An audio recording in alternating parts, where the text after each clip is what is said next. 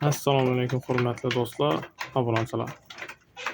Yine gechdan gech bo'lsam, ishdan o'qishdan kelib, danalarni beramiz, suyti bor. Suyitini yoqamizdan astan turuzamiz bo'landa danasini beramiz, suvini beramiz, isitib. Suvini ichib bo'lgandan keyin shu har doim qaytadan gapim. Suvini ichib bo'lsa, ozgina kutib tursangiz va tomosha etib, ichib bo'ladi o'zi, ko'p ichmaydi. Astan olib dökib tashanglar. Elimda qolib ketmasin. Hammasini astan danasini yetib belgilayni ichanda. Tabanda belge cüce xorazlar. İkisi bir de 3 tane mekanik bunda ikisi onda su içi tuttu birisi. Tepede cuayı. Özel deni tuttu onu. 2 tane kiçkin taylar. Bu ketekimiz bu geldi. Şöyle şu denesini verip kara oturuştan özü bir geçti bak.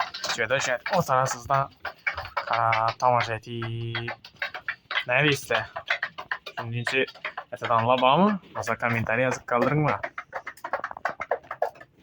Bir kıskaça bir ulaşıp koyun şu geçten geç olsam şu aç kaldırmakla ilacı olsa denesini benimle bularım sizlerini kütüyüp nasip etseni kütüp yatağı da bularım.